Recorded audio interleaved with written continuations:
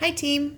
Today we're going to be working on multiplying fractions, which again is review, and thankfully is less work than adding and subtracting fractions because you don't have to find that common denominator, right?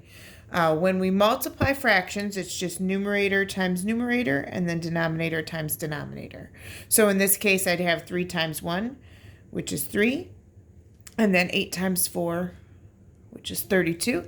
Now I have to look at that. It's a proper fraction because my numerator is smaller than my denominator, and there are no numbers that can go into 3 and 32 evenly, so that's my final answer on that one.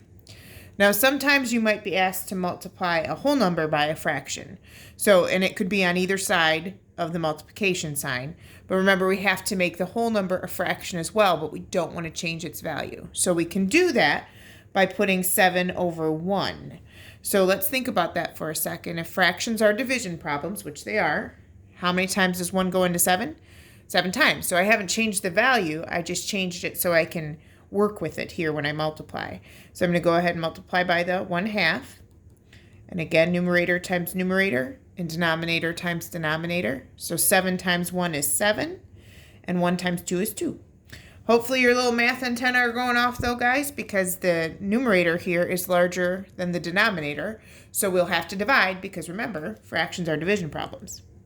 So I'm going to take 2 into 7, and that's going to go 3 times. Minus 6 gives me 1. So my quotient becomes the whole number.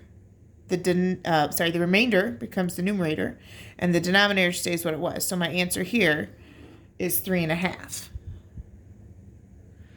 And the last thing you might be asked to do is multiply by mixed numbers. So there might be one or both that are mixed numbers, but we can't do that without taking into account the whole numbers. So you have to make improper fractions, what I like to call the swoop-de-doo, right?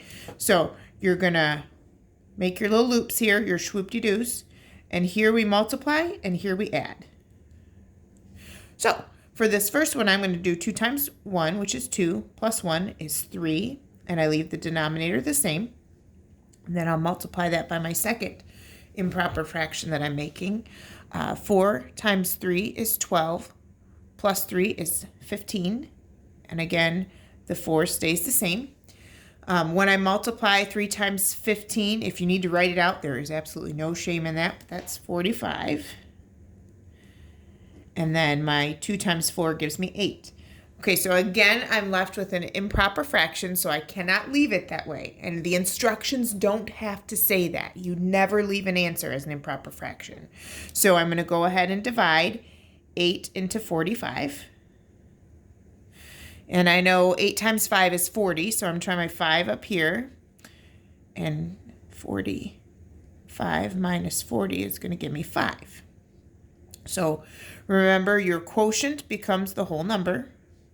Your numerator is the remainder, and the denominator stays what it was, which was 8. So that's 5 and 5/8 is my final answer on that one. You can watch this video as many times as you need. It will help you review. Good luck on your worksheets today. Have a good one. Bye.